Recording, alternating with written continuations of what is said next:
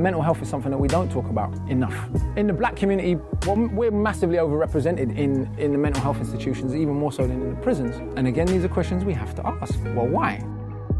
But once you get a control and an understanding of who you are, no one can use you against you. No one can ever use your mental illness against you. You've already spoke about it, so what you got? The biggest point in life to resolve mental health is like giving a fuck about a person. Where did you get the courage? I got the courage. The 2 words. I care. It's Chill Will Radio, where connections will be made, advice will be given, jokes will be told, and things will get real. My name is Willis Cooks, and I'm your host. But understand this show is not meant to be used as a substitute for a relationship with a licensed mental health professional. Enjoy the show, y'all.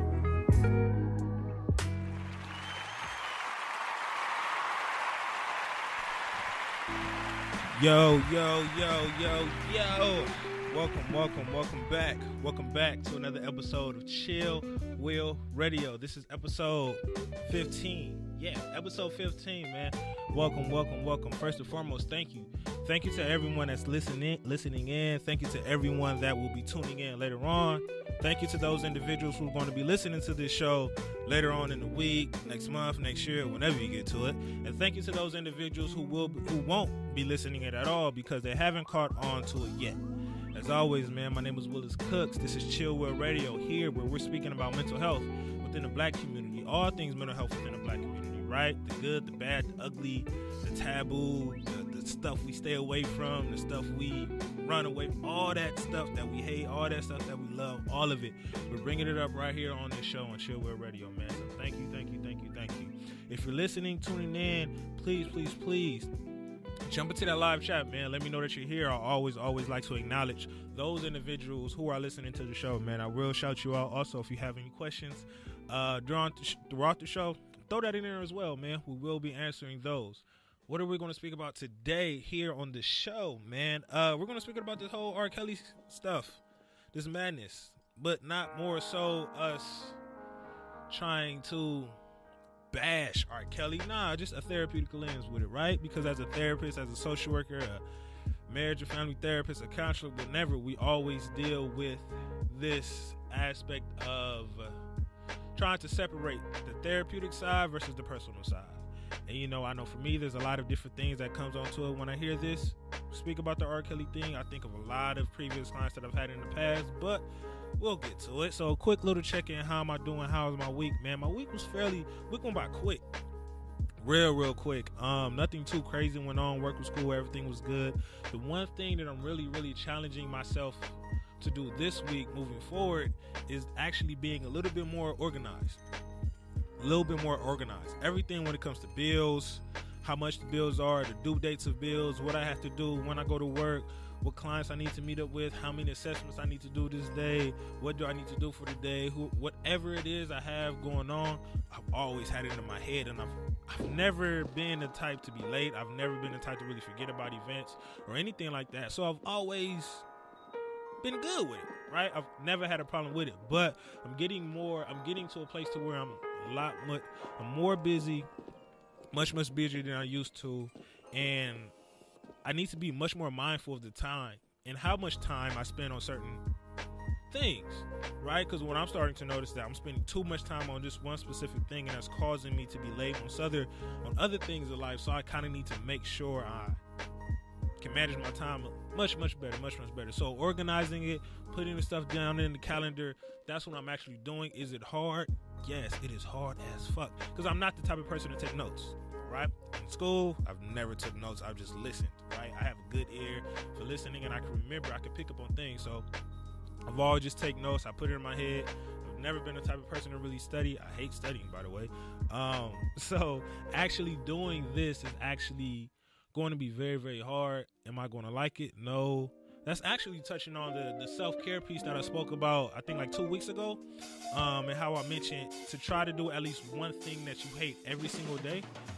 That day, like I said, I spoke about that, whether it's doing the dishes, making up your bed, I don't know, putting your clothes up, folding your clothes, whatever the case may be, do at least one thing that you hate. Me, I've started that this year, and I'm doing that literally every day.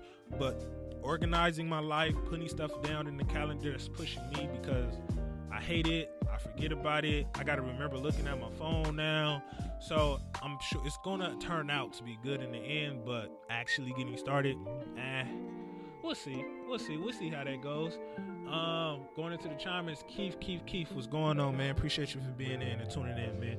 But like I said, that's actually what I'm working on, and it's also leading into the self-care piece, right? So it's always like every week, I always like to give some form of self-care, free self-care. I'm not finna be out here telling you, oh, go do this, and it costs you $30, $40, $50, whatever it is. But this specific self-care piece is that you should add to your self-care regimen day to day. It's fairly simple, but it's something I believe we don't really pay attention to. It's something I believe we don't really do, and we should be doing it on a day-to-day basis, especially when it comes to me, when it comes to taking notes and being much more organized, is we have to figure out a way of how we're going to hold ourselves accountable. How are we going to hold ourselves accountable, right? Whether you're having an accountability journal, an accountability wall, whether you're placing sticky notes around your house to give you those reminders to do something, to attack a certain goal. Because what happens is we put out that goal, and it's good because it's the New Year's, but when we put out that goal, right, we have these New Year's resolutions, we forget about them, we kind of put them out there, write them down in our planner, and we may not ever open that planner again. We just forget about that goal, right? We have to get to a certain place to where we are going to hold ourselves accountable when we're setting forth to doing something, right? So, for example, me. Because I've been so busy, I've been slacking off on the gym. I've always been the individual that goes to the gym, not every day, but at least 3 times a week. And because I've been busier, and because a lot of the things that I'm doing is taking up a lot of my time, I've stopped going to the gym, right? I've been very, very inconsistent in something that I've always been consistent in. So what I've decided to do is, with me and my girl, the way we've decided to hold each other accountable, because she's getting into the gym too, is that every week, right, we're committing ourselves for the next 2 or 3 months to go to the gym 3 times a week, every single week. At the end of that week, we're going to place $50 inside of a jar, right? We're both going to place $50 inside of that jar. However, if, say, for instance, I don't go to the gym 3 times that week, I only go twice, I go once, or I don't go at all, I have to place that full $100 into the jar, right? And she doesn't have to place anything. And at the end of the 2 or 3 months, however long we decided to be, whoever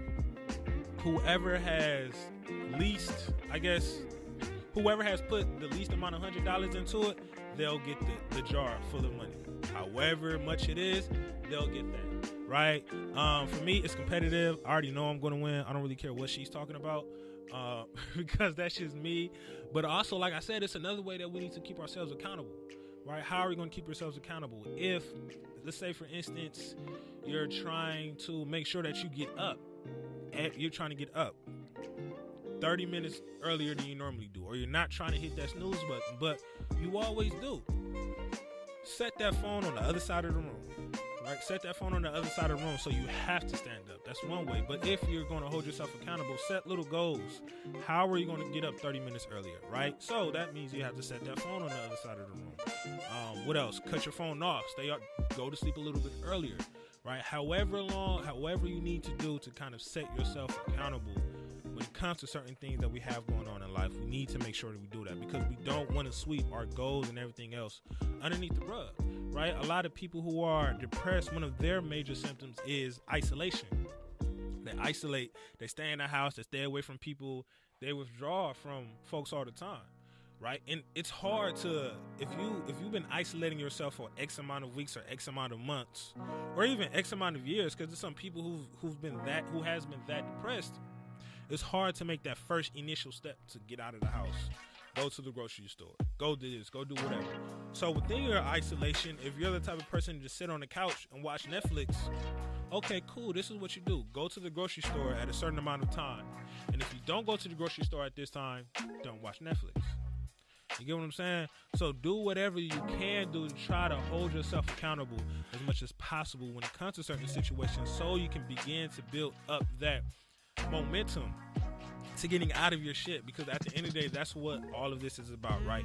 Helping us get out of our situation, get out of our problems, helping us be more comfortable in the problems that we do have, you know, making sure we understand how to control those anxious times and how to not be so depressed, how we can just not allow that side to actually win, right? So making sure you're accountable, figuring out how you're going to hold yourselves accountable, doing whatever you have to do to hold yourself accountable when it comes to any type of goal, anything you have to do, and always make sure you do set those little reminders to let yourself know, I have to do this at this time, right? So like even with myself and my phone and me trying to be a little bit more organized, I've decided to set reminders to a lot of things, because sometimes I will forget and I'll be rushing to do it in the end. No, set all of those reminders, whether it's 15 minutes beforehand, 10 minutes beforehand, a day beforehand, whatever it is, however it works for you, do what works for you, but do whatever you have to do to make sure that you set yourself accountable.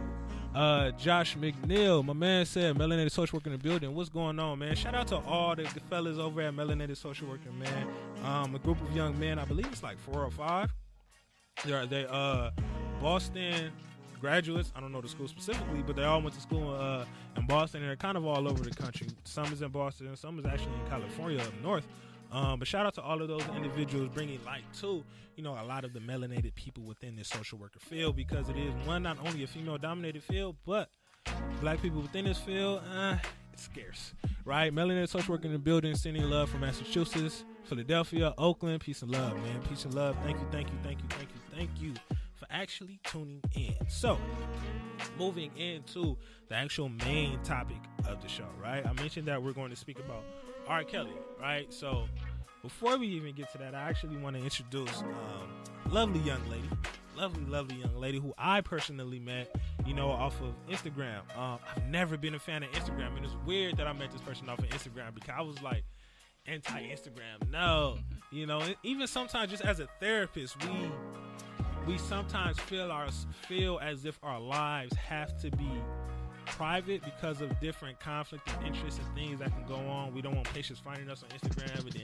getting our information, and it can go all the way left. But this lovely individual right here, I remember the first time I linked up with her, she had a post, and it was a post about men, and I had to repost it. It was thoroughly important, man. And we connected through Instagram. I went to one of her Keen's talks, one of her private, intimate, you know, settings that she has with men. She's really big on, you know, helping men understand it's important to attack our mental health in whichever way we possibly can. Because what I personally noticed within this field, and please correct me if I'm wrong, Soko, but what I personally noticed in this field is when it comes to men in social work, when it comes to men seeking the help, a lot of therapists, when it comes to black males, when it comes a lot of therapists and a lot of other social workers, our white counterparts, they're scared to approach them, right? Because the black male is angry and agitated, and it's like, and it's a very we work in a very unpredictable field where certain things can happen, and the last thing you want is an angry black man or angry black woman lashing out on the white lady.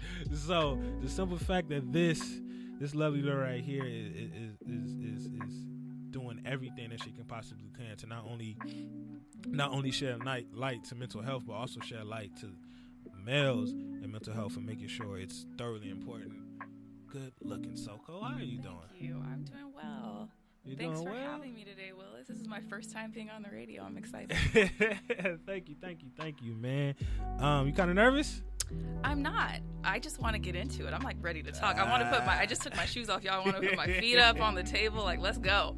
So what are we speaking about today? As you know, I mentioned earlier on, we're speaking about this whole R. Kelly thing. And it's no need to kind of like speak about what happened, because we all know what happened. We all know the documentary that went on last week. And there's a lot of divisiveness within this whole R. Kelly situation. You know, just to give, you know, my quick little take on it, Soko, is that I did not watch it. I mentioned this earlier. I did not watch it. I did not care to watch it.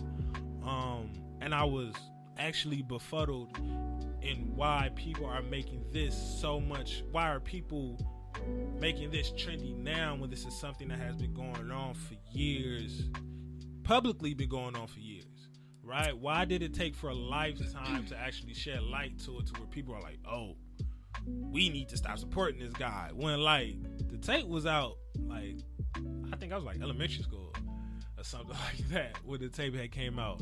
And for me, it was kind of hard to understand why people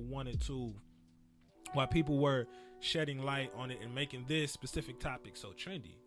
But I also had to take a step back and ask myself, okay, that was Willis speaking. That was Willis being very dismissive of the situation. But if this individual was in my face and on my caseload, how would I approach this individual? And that side of Willis is very, very different from, I guess, the regular grew up in the hood Willis, right? And I know for me, and we've spoken about this over the phone, you can touch on this as well. I know for me, it brought me back to a place to where it reminded me when I first started to get into this field, right? I've always told myself that I'm not going to work with child molesters. I'm not going to work with rapists, serial rapists. I'm not going to work with that population. And I remember one of my first cases on, I guess my first like big boy job out of grad school or whatever. One of my first cases back in Cleveland, it was with this young male. He was like 19 or 20, and he had raped his niece. He had raped his niece multiple times. And when I was initially reading his file, and I actually had to diagnose him too. So when I initially was reading his file and his initial assessment to come into the program, I told my supervisor, like, I don't know if I could really work with this cat. Like, because we always have to be mindful of where we are at emotionally as therapists, right? You know, because we don't want to get emotionally tied into the case so much to where we begin that countertransference starts to happen, right? So when I was reading this file, I told my supervisor, like, I'm not working with this person because of XYZ, right? He's like, I'm gonna be angry talking to this guy, right? But as I started to do his assessment, as I started to really dig into his life, I started to see that this individual wasn't a malicious, angry person. He was a person that was hurt. Yeah. Right? He was a person that was hurt. He was a person that is how he was taught to love. See, I remember him telling me that he was raped multiple times by his father, and after every single time he was raped by his father would say, I love you. So naturally, as a child, what you're going to do is you're going to equate love with that, right? With forced sex. Exactly. That's your definition of love, because that's what it was taught. So naturally, not naturally, but what you're going to do is make that association. Exactly. So I'm going to act on that behavior that I was taught. And not see the flaw in it. Not see the flaw in it at all. Not see the flaw in it at all. And the one thing I thoroughly appreciate about this individual is that at some point in time, I can't remember exactly when, but he seen the flaw in his behavior. He seen the flaw in the fact that, like, yes, I love my niece, but I shouldn't be doing that to my niece, right? I think he was doing it for like 2 or 3 years. Did he tell you when he came to that revelation that this was wrong for him? It was sometime in school. I know he was really big on school, and he told me like he had a discussion in class about it. And nobody in class knew his situation, obviously, but he was just speaking about that subject in class, and it brought him back to what he was doing, and that's when it clicked. That, like, yo, even though I loved her, I shouldn't have been doing that to her. He didn't even understand how much his behavior hurted her. Because as a child, when that happens, you're not telling that individual, like, stop, or I don't like this, or whatever. You're just kind of... You're submissive to an adult. Very, very, very, very submissive. So to my client at the time, he was like, I thought everything was cool, but now he was like, he understand it wasn't. So he actually voluntarily came into the program seeking help for that specific behavior. So when he told me that, I was like, okay, it was the wall, my emotions and my anger towards the actual situation kind of like, because you saw he wanted to change. He wanted to change. He knew the wrong in his behavior, and I began to understand that even though he was doing that behavior wasn't his fault. Right? So because of that, that's why I felt kind of concerned and I felt bad for R. Kelly felt bad for R. Kelly because I had to do a quick little research on his history and his past, and it was fucked up. Yeah. See him not for his current symptoms, but see him for his whole story. For the whole totality of it, and that caused me to be like, feel really, really bad. However, on the other end, you know, what I've had to realize, and, you know, going back to my patient, there's a certain time in which your hurt goes from that hurt to an actual scapegoat, right? Because like I said, I thoroughly appreciate my client in the past for actually acknowledging that his behavior is wrong. I need to seek out help. At a certain age, and this is probably me being a little bit too, I guess, general about it, but at a certain age, I would think that we should understood that our behaviors are wrong. So we need to go either seek out help for them. But we don't, and we continue to purposely do it on other people. So our hurt is really hurting other folks. At that point, I look at it like, okay, your hurt has just became a scapegoat for you to continue to involve yourself in this behavior, in this negative behavior. So it's still, for me, I have to always, when it comes to speaking to or working with a patient like that, I always have to take my bias out of it. Yeah. I have to take my bias out of it. And we have the privilege of being social workers where we can learn to do that. We're almost forced to learn. Yeah. I can recall a similar situation where I had to interview an adult male who had just doused his wife with gasoline and lit her on fire. And I knew that I had to go meet with him, and I was bracing myself and praying and doing everything that I could to prepare my face to maintain, you know, a flat affect so that I didn't respond the way that I was feeling. Yeah. And I was nervous to meet him, and I walked into the jail and sat across from him through the class and looked at him, and I just broke inside because you see someone who's broken. Yeah. And it's like, I can't hate you. I hate what happened to you. I hate what led you to the point where you could not control yourself and thought it was okay to do this to the person you love in front of all the children you love. That was a pivotal moment for me in my career. And that, I think, has contributed to the way that I see humans now in their totality, not in just what they're doing, but like the why. So I work with youth in residential treatment. Yeah. We can't be mad at them and call them bad. There's meaning behind their behavior. And it's real easy to be mad at them and call them bad. It takes more work to try to understand what is driving this behavior. But again, we're trained for this. We do this all the time. So I understand why we take this stance and others don't. I'm here to shed a little light on our stance because I do think it is a broader stance. It's a more experienced stance. But I also want to give value to those who aren't where we are, right? Like, we're already in acceptance phase of this grief process. Many are just angry. And it took us years to get to that process. Years. Yeah. So I want to offer validation to those who are angry and who want to hate R. Kelly right now for what he did. It is horrible. I don't wish it on anyone. I hope he never does it again. And we can be there right now. But let's talk about go ahead. I was just gonna say, but the hate that we have or the hate that we feel for this individual, it's okay, right? I'm big on not shunning out or dismissing anybody's feelings, right? So that hatred that you may have at this moment is fine, as long as you don't allow that hatred to blind you from certain things, right? Because hate is a very, very powerful word, and that hate we can just see red, and it's like, I don't care about anything. And looking at a lot of the things that's been going on social media, it's all fueled by hate, right? I hate this man so much. I don't care about his past. I don't care about anything that's going on. Yeah, where's the accountability, that portion? Where's the accountability of that portion at all? Yeah. So it's my spin on it is, I don't know if you guys follow Father Greg Boyle. He founded Homeboy Industries. Okay. And his whole thing is like, what's wrong with society is we don't see one another as kin. We separate ourselves from others. We didn't see the girls as ours. We don't see R. Kelly as ours.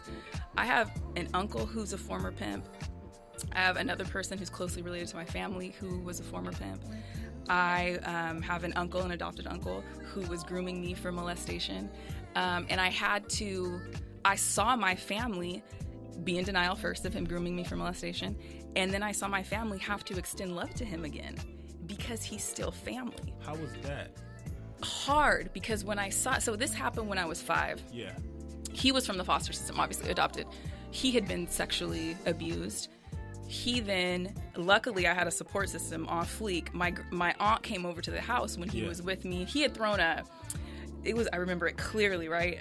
A green Velcro wallet was on the middle of the couch. He was sitting on one end and I was sitting on another. My mom had just left to pick up my sister from school. My aunt's a social worker.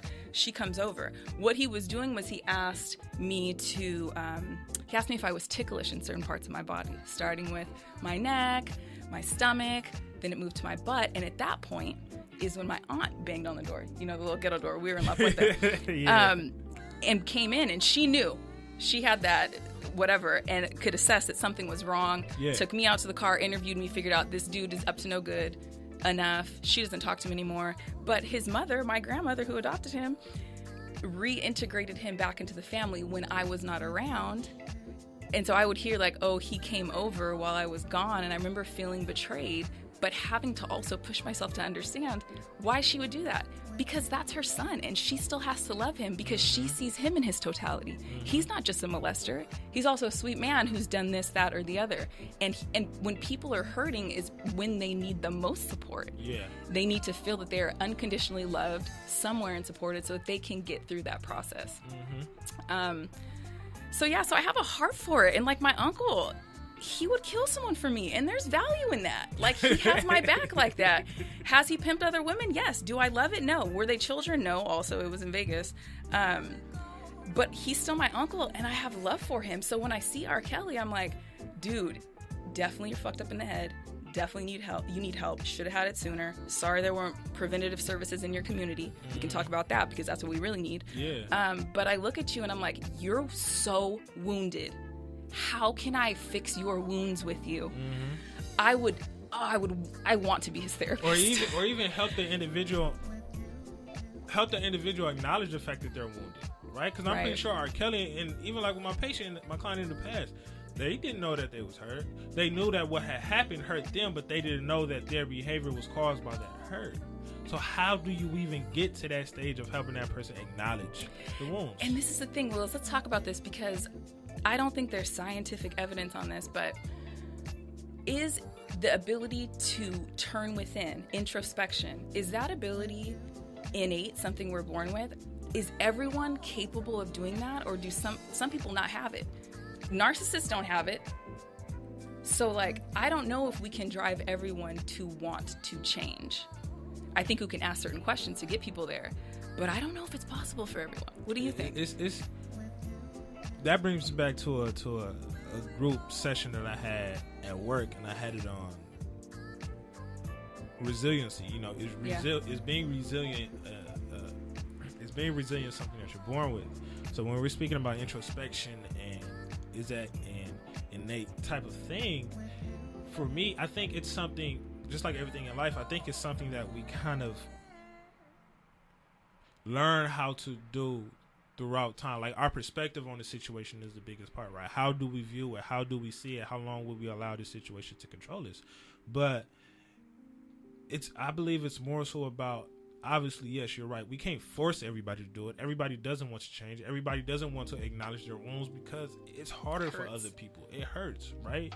But at the same time, some people believe that there's no need for me to acknowledge it, right? If I acknowledge it, that's going to cause me to really, really hurt, cause me to cry. In certain instances, it can cause that individual to go backwards for a very long time. And once they go backwards, they probably can't rebound. Or think they can't. Exactly. So it's sometimes easier to just dismiss it. Yeah. It's easier to dismiss it, and it's kind of based upon, you know, the life that we live at that moment. So if we're living, I guess, a life such as R. Kelly, you know, him digging into his closet, ironic because of the little series, but him digging into his closet, that was going to cause him to really have to put his stuff out there. That's what's going to cause him to probably lose money. That's what's going to cause him to probably lose fans and all of this other stuff. So at the moment, is it beneficial for me in my career and from where I'm at in life and all this other stuff? He may look at it as no, but in the long run, will it be beneficial? Yes, I think we get so caught up in the instant results, right? I believe we're a very like microwavable generation, a very microwavable group of people, and we want things to happen now. So we're only focusing on the repercussions and the consequences that are happening now. So when it comes to introspection and, you know, actually being able to look into yourself, we're looking to we understand if you look into we know if we look into ourselves, it's going to help out. But how long would I have to sit within that pain? Yeah. That's what we're not trying to deal with. That's the hard part. Yeah, and I think we're at a new place and space, and maybe it's just my crew, but I think it's kind of general that we're talking about feelings now. We are helping those below us, meaning children, develop emotional intelligence. I think that's a part of it too. I don't think introspection is fully this innate thing. I think it can be taught. Yeah. And I think we're trending toward teaching that. So like, I imagine if R. Kelly had both parents in the home with him, or at least a cooperative and collaborative relationship between the two of them, the presence of both of them, and had conversations when he was 3, 4, and 5 about how do you feel, how's your day to day. If he screamed and cried, someone to narrate to him what he was feeling when he was feeling it, yes, he would have words for what was going on within him.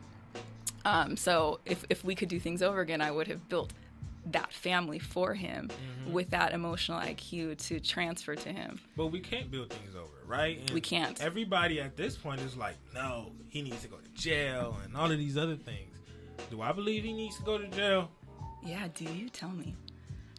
Like I said, the one side of me is like, hell yeah, send him to jail. But the therapeutic side of me is like, okay, if we send him to jail, is that going to fix Knowing what you know about jails, the answer is no. No. Knowing what I know about jails is actually going to make him worse off in the end. He actually may end up dying in jail because of all of the males in jail. They're all looking like, yo, I got daughters and you was doing this, bet. We got you. Right? So it's actually going to make his life 10 times worse. But what should we be able to learn from this situation? Obviously, right? Building up certain types of... What? I'm laughing at one of the comments. My man Chris, he was like, hell no, lock him up. Actually, like, does there need to be some form of programs? Obviously, yes. My self-care piece that I brought in spoke about accountability. Our environment, we need to hold them accountable, right? A lot of the times, right, who's really at fault? Is it R. Kelly or is it the enablers that were around him? Right? Who should have brought it up? And even more so, when it comes to a lot of situations, it's difficult to try to take out your bias when it comes to the situation solely because it can get so personal, and it's very, very hard. So should he go to jail? I mean, obviously, go ahead. But on a moving forward, what is that going to do for other individuals? Because right now, as we speak, it's probably another woman or man being molested right now. Oh, for sure. Every 8 minutes. Every 8 minutes, some form of sexual abuse in the United States of America is substantiated. Yeah.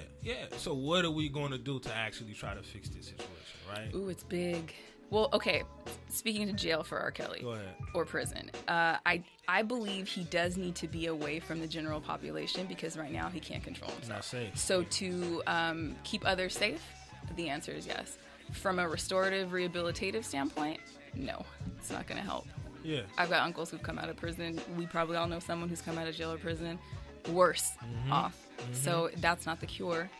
That's what I think. Yeah, and it's I think, like I said, moving forward, and even with me, like when I first seen this, the one thing I spoke about how it's deeper than R. Kelly and how it is more so, it's kind of what we do within this community, within our black community, right? We kind of if it's involving individuals that we love, they ain't did it, don't worry about it. And that's the same thing when it comes to mental health, right? It's the same thing when it comes to attacking depression, when it comes to attacking anxiety and all these other things that we're going on. We're going to dismiss it because it's too hard to face. So we're going to dismiss this R. Kelly situation because it's too hard to face.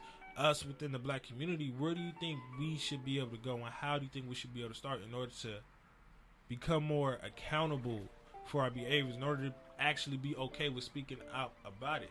Because sometimes, like I said, that niece is hurting, but that aunt knows about it, and that aunt is going to allow it to continue because that aunt doesn't want to deal with it because they personally don't want to get attached to it. Right. They don't want to join forces with the system that's already oppressing their black men, their people. Yeah, I understand the denial piece. After watching that documentary, however, you can no longer really deny what took place. You can be angry. And you know what? Let's talk a little bit about the anger that some are feeling toward the parents and some of the adult women who chose to engage, knowing the risk that was present. I have a hard time believing that all of these girls had healthy upbringings. Yeah. A very hard time believing that. And I don't want to fault parents. I don't want to make them, the reason why. But they even said in the documentary that the girls who were strong-minded only came through and left. The weak-minded ones were the ones who stayed. Probably because they were taught to believe that they are not whole and okay how they are. Probably because they were taught that a man qualifies them. Probably because they were not taught that they have as much to bring to a relationship as a man does. They were probably taught that a man is a provider, that stardom is the way out, versus being taught that when you meet with a man, woman, whatever your love partnership is, you join resources. You bring something to the table too. So I can't help but be angry at the parents for not instilling those values, but then I have to dig back. Well, why? Those parents probably didn't know. Exactly. It's deeper. It's deeper. It's a generational thing. Like, those parents didn't even know. So obviously you stated that the women who were kind of strong-minded ended up going up and leaving. But that brought me back to when you spoke about how there were individuals in your family who were pimps. So they knew exactly who to prey on. They knew exactly who to go towards. It's the women who are wounded, who can be broken. Who can be broken, right? So it's a total thing, right? We have to look at it on every single aspect, right? Obviously, R. Kelly is the perpetrator, the one committing the violence, but it's much deeper than everything else, and that makes me think about, okay, at what point should you start? Should you start with the victim? Should you start with the perpetrator? Should you start with the parents? Ooh. And where obviously everyone needs to receive their form of therapy. Yeah, but your question is, where do you start? Where do you start? Well, harm reduction first, right? Like, get the source of the most poignant source out of the way, which would be R. Kelly. So let's keep him away, so that further abuse does not occur. And then let's ensure that he has proper treatment, right? That he's processing his trauma narrative. Mm-hmm. And I'm all about prevention, because intervention's so hard and it's so expensive and it's so tiring. And as a practitioner in the intervention phase, you feel hopeless and helpless. Mm-hmm. Funneling money, the money that we would instead channel to keeping R. Kelly housed in prison, funneling that into the communities, into families, so that they have the resources they need, so they can be taught how to be proper parents, so they can be taught how to instill healthy values in their children. So that the kids have after-school programs, so that they're involved, so that they have eyes on them, so that they're building healthy relationships with adults outside of their home. So that's where I would start, first with R. Kelly, getting him away for now, and then working with the girls, with the families that they come from, with the communities that they're a part of. Mm-hmm. I mean, yeah, that's where I would start as well. Getting R. Kelly out of there, the girls, but also, like you said, the parents, right? A lot of it starts with the parents, right? Because I think back to a lot of the kids who come on to my unit, right? I always say kids, at a certain extent, they're not the issue. They're not the problem. It's the parent, right? And how do you start with the parent? If you're willing to start with the parent, if we're going to work with the parent, how can we help the parent understand that their behavior, their parenting skills need to be tweaked a little bit, right? Maybe they don't need to keep everything in the closet. Maybe they need to understand how their behavior is affecting the child and how that is going to happen further on down the line. So when it comes to where should we start, it's taking R. Kelly out of the picture, yes, definitely. But obviously, it just needs to start. It does. And there needs to be, so we're speaking to the Black community. Yes. In this R. Kelly instance, and his two Black mental health practitioners. We need to shift how Black families are. Mm-hmm. We need to build emotional wellness and make that the norm, and not write off the crazy aunt who's just like that. Yeah. Or the grandma who stays in her room for 3 days at a time and doesn't eat. Like, oh, she's just doing that. Just crazy. Like, it's bigger than that, and we need to admit that we are somewhat plagued as a community. We need help. Mm-hmm. And we need people who are willing to jump in there and fund it, and people who speak the language of our people to help. We need Black practitioners who Black people will trust. to extend that and teach that in a non-judgmental, accepting way. Yeah. And that, but I mean, yeah, we obviously need that, and that obviously is something that's going to be there. But how do we even? I always tell myself, even though we as Black practitioners are going to be there, it obviously has to start with the patient. Obviously has to start with that individual, how far they are willing to go. Obviously, us as therapists, we need to understand how we're going to gauge that interaction. We don't need to push them too much, but at what point, because we spoke about it earlier, sometimes, I believe it as well, some people probably just will not ever get healed. Those wounds just will, because a lot of people don't want to face their wounds. A lot of people don't. It's hard work. It's hard work. So should you force or push that individual so much? Because I think when I hear about the situation, I always ask about the individuals who were around him. What were they doing? Right? Did they try to push him? And if they did, was R. Kelly like, nah, fuck that, I ain't trying to deal with this situation? Where they just like, okay. Did they enable the situation? Like, yeah. Because R. Kelly received oral sex from that girl. I'm finna get it too. Obviously, that was spoken about as well in the documentary. But, what if that individual isn't willing to go seek the help? How far are we going to push them? Not everyone's going to come for help. And that goes for all communities, not just our own. Yeah. I think that one of the reasons I brand myself the way I do, A, it's authentic to who I am, and B, it's because it's appealing, I think. Like, media and marketing runs the world. The reason we're having this conversation now is because Lifetime thought, I could make some money off of this. I'm going to spin it just right, get people to watch it. This is a story we all want to hear. So if we can make it so that talking about issues is helping you to live your best life. Another song that's helping people be like, I want to live my best life. I'm going to travel. I'm going to save money. I'm going to buy this. I'm going to buy that. Like a new trend. If we can make it cool to talk about hard things, because we know that there's benefit at the end of talking through the hard thing and getting over it, I think that's how we can really impact it, through marketing. That's a different approach. That's my idea. I'm thinking about, so my family's from Mississippi, and I'm thinking about when I was young, they were wearing stuff I'd never heard of that was from like way before our time. They were out of date. Yeah. Jabots were like the thing then. And they called them felines. Felas were felines. And I would come back to California and be like, whoa, like this is so different. They're so behind. And then social media blew the hell up. And now me and my cousins rock the same stuff, know about the same stuff. So we can pull people forward. We have through social media. So to me, that's one easy answer. Make the shit cool. Like slap a Louis Vuitton on, whatever it does to get people to think like, oh, this is relatable. This is something I want.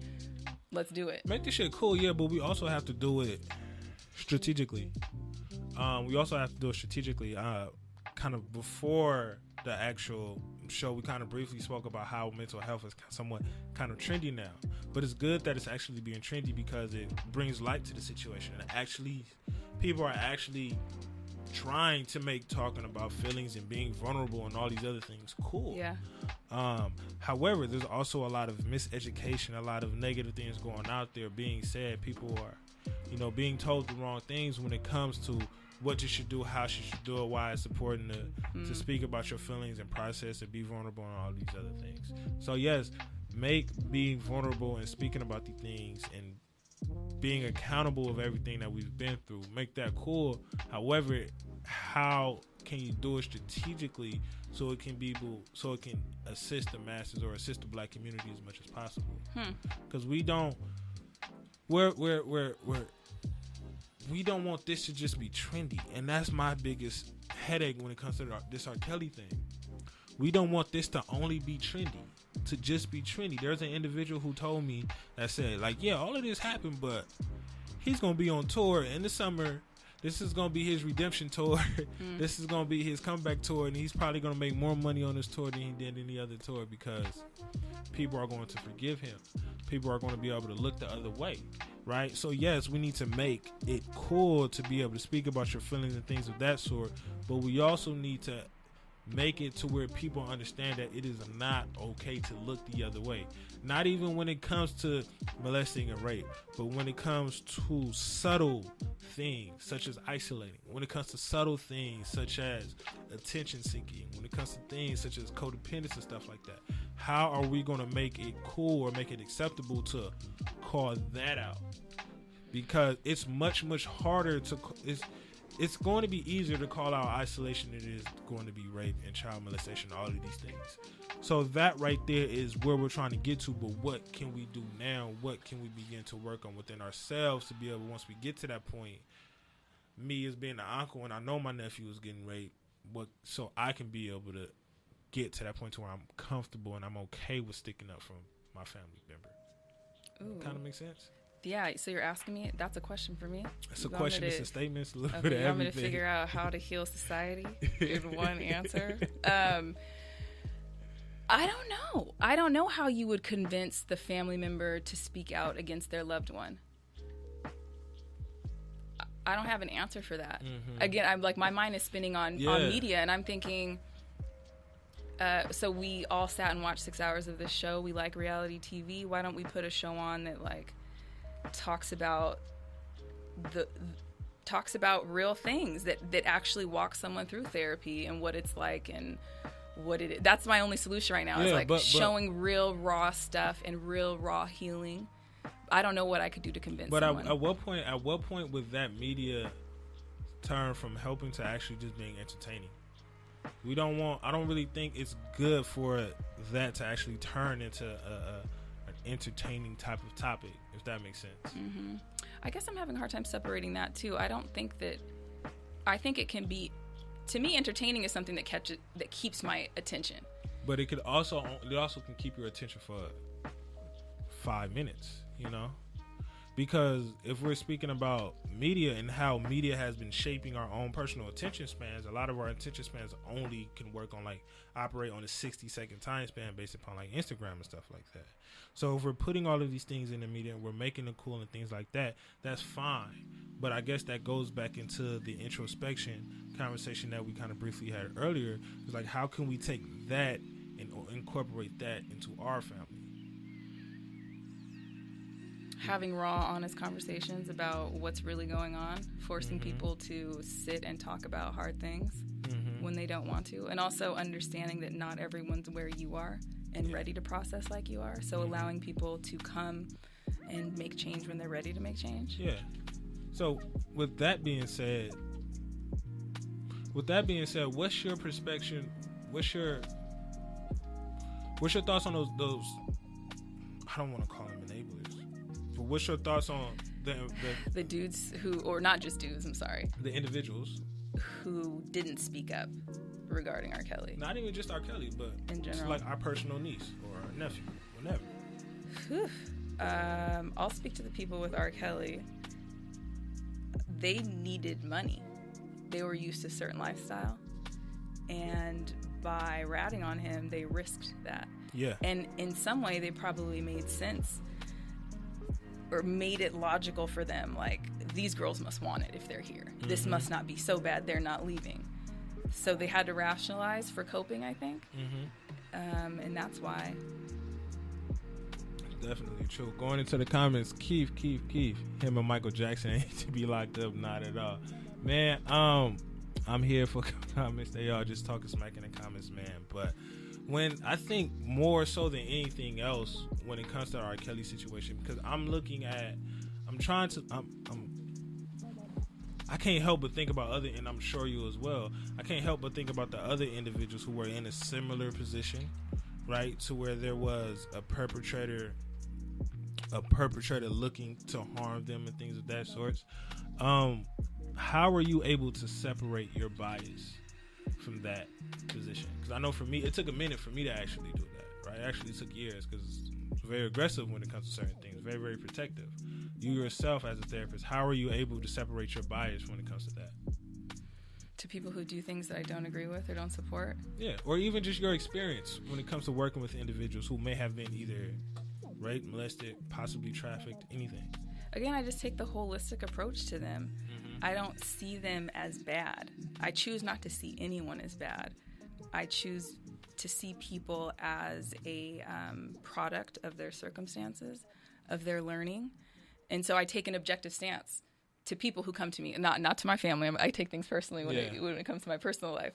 But when I'm in the therapist chair treating, I have to know that I'm here to heal, and I can't do so if I'm pushing onto others the negatives that I'm thinking about them. They're going to sense that. So I am privileged to sit here and hear the story and to help heal, and I have to become an ally to the hurt, to the wounded, who people otherwise might see as fucked up. So how did you get to that point, though? That was the question, huh? How did I get to that point? I think I got to that point. It was like this dual process where I was being forced to face people who I knew that 10 years prior I might have seen as horrible, but I wasn't seeing them like that anymore. Okay. Because I was in a position where I wasn't there to judge them. I was there to help them. Mm-hmm. And then as you're helping others, you are forced to reflect on your own shit and be like, damn, people still loved me anyway? Through all this, I'm not that great. I've done some fucked up shit. I think really nasty thoughts sometimes. Mm-hmm. I get real petty in my head, even still. Yeah. And I have to check that. And so I'm like, I'm not better than you. Mm-hmm.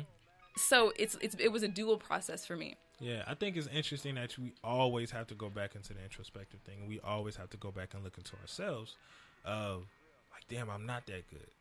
I'm not as great as I thought I was, even though the individuals around me are telling me I'm great and I'm this and that. I'm not that dope individual like I'm looking at myself as. So when it comes to separating bias, not even just coming from a therapeutic perspective, but just even as a friend or even as a relative or someone just in the family, right? We have to understand that sometimes when we hear situations like this, we have to step back and not just look at the act, right? But look at the totality of what went on. How did that act actually happen? Because that act isn't a impulsive thing. It is something that kind of was bred on and kind of told throughout the years. Yeah, like R. Kelly sexually abuses young girls and holds them hostage. Okay, that looks horrible, is horrible. Why is he doing it? That is an assertion of power and control. Why would someone go to that extent to assert themselves with power and control, as powerful and controlling? Why would you take the most vulnerable and attack them? Because you must feel like you aren't shit. Mm-hmm. Somewhere in the storyline of your life, you were taught that you are nothing, you are worthless, and you were also taught that the only way that you're worth something is if you have power and control. So I have money, I have power, I'm going to do with it what I want. Every time I fuck her, I am feeling powerful and mighty. This is feeding my ego in the ugliest of ways, but I understand what he's doing because I took the time to think about why. Yeah, and when you're thinking about the why, you're like, and why would you do that? Okay, again, so someone didn't tell you were enough. That really sucks that you walked around as a 4-year-old, a 5-year-old, not feeling like you were the shit. Mm-hmm. Like, I have nieces. Every time I see them, I love what you're wearing. You're so smart. You're so beautiful. That's what kids need to hear. They need to walk. I'm getting emotional, y'all. They need to walk around feeling like they're queens and kings. Yeah. And if they don't, they're going to do shit until they feel like they are a king or queen. Mm-hmm. And I don't want to wrong them for that. I want to help them figure out how to feel like a king or a queen. Yeah. Yeah. And it's we want to help. It's just hard, yo. Like, especially in our community, because when I think about that, I think about the single parent who has all of these other things going on, whether it's 2 or 3 jobs and have to pay rent and have to do all of these things, right? And we try to pitch in those little jewels so that to our king or our queen, to allow them to know that they're great, they're this and they're that. But I think back to all of the parents who just say, I don't have the time for that. And they don't, or they're spent. They were unable, not never, well, they never did, but they didn't have the privilege to fill themselves up, to take a self-care Sunday, right? To have a trainer, to afford a trainer, to go to the spa, to have 20 minutes of time to meditate. They're tired. They're just eating, to work, to sleep, to do it all over again. Yeah. I'm learning. I'm just moving around to survive. Right. Not more so to really help grow and nurture the other individual that's there. And man, to be a parent, I'm not one, but I understand somewhat the difficult task that is. To raise a whole child, you have to be whole. And how many of us are there yet before we start having children? Yeah. So, like, another thing I preach is, like, just don't do it. You don't have to bring a child into this world unless you're really ready. unless you're really ready, but mistakes happen and certain things go down. And like this whole R. Kelly thing is really, really layered out. Like as we're speaking, I'm starting to think about, okay, how hurt was the actual parents within that household, because generational trauma is real, and that's something that we kind of as a black community don't really fully understand, right? How, because I think I said this on the last show, is that some of us are still traumatized and still operating from that slave mentality that our great parents, grandparents were going through. Like, we're still operating at that certain level because we didn't go work on those traumas. So just even like as a parent, right, starting there, because we spoke about where should we start, even as a parent, starting there before you have kids. When you have kids, I thoroughly commend my guest last week, because he himself said that, you know, I had to go back and look into myself. I had to go back and seek therapy. I have to do all of that so I can make sure that this doesn't happen now. So where the conversation is going at now, right now, when it comes to mental health, it's good because it's helping the parents understand how their trauma is affecting their kids. Yeah. A lot of their parents don't even believe that, like, yo, my trauma ain't got nothing to do with my kids. It didn't happen to them. It happened to me. It has nothing to do with them, and the abuser is gone. They think just because the abuser is gone that the abuse is not there anymore. Right. It can be done in so many different ways. Yeah, and I don't want to misquote it. I believe it's epigenetics, which has shown that trauma can be transmitted genetically and environmentally. That isn't epigenetics. Epigenetics says it's transmitted genetically. But yeah, we aren't aware that there's fixing to be done. So we think we're being great parents and we're doing the best we can, but it's not good enough. So we need to get to the good enough phase. It's not good enough, but just we probably don't even. I'm just looking at all of the parents who are so hard on themselves. For them to be able to reach that phase of not good enough, maybe even harder. Try to actually reach that phase of acknowledging the fact that there's things in my closet that I need to clean up, because my closet will burst and all that stuff will end up on my kid at some certain point in time. Yeah, I think vulnerability is a place that we lack especially men. Yeah. And if we talked more about the hardship of parenting, and about, some of my friends will tell me, like, I feel really inadequate as a parent. If they said that to another parent, the other parent might say, like, oh shit, me too. I feel like I'm fucking up every day. And there's like opening up the dialogue for people to share, feel a commonality, be like, all right, so I need help with this. I need help with that. And that being okay to say, I need a little help. I need a little support. I need to do this better. Someone help me. Yeah. So at the end of the day, opening up that dialogue is the biggest thing. Yeah. That dialogue when it comes to vulnerability, when it comes to abuse that we've gone through, when it comes to even the things that we see within our household, right? Because we, as a community, black community, we're taught to keep things in-house. Yep. We're not taught to go seek therapy because we don't want to get judged, or because everything is supposed to stick to ourselves. And then someone might be all up in our business, CPS come knocking, don't say shit. And that even within itself is a product of the trauma that we were going through when it comes to Jim Crow and stuff like that, because we need to keep it in-house so nobody else can really understand what we have going on, because if they understand what we have going on, they're coming to tear it down. Yep. So we were taught, you know, this behavior just like anything else, and the dialogue, I believe, is the absolute most important. Right? So moving forward, when it comes to everything that we kind of spoken about here, what if we could dial everything, if you could dial it to the one thing that could possibly be done to assist with this as much as possible, what would be that one thing? I'm not sure if I asked it correctly. Yeah, I'm going to give a large answer that tells about more than one thing, but if I put it in one sentence, it's just one thing. I would shift society's want to penalize and criminalize, shift society's funding from penalizing to restoring and preventing. So this is going to be a long answer. I'm going to try to make it short. Nah, go ahead. I see things like in residential treatment, currently we're getting like $98.05 per month per girl in a home. And I've had girls come into our house who were on probation violated probation, came in, did everything they needed to do, met their case plan goals, and then were unable to return to the home because the parents didn't have stable housing. So I'm sitting there like, oh, so you guys are going to keep paying this almost $10,000 a month to keep this kid in care because she was on probation, when instead you could funnel, I don't know, a 2-bedroom in LA under $2,000 to keep the family afloat for a year off of her,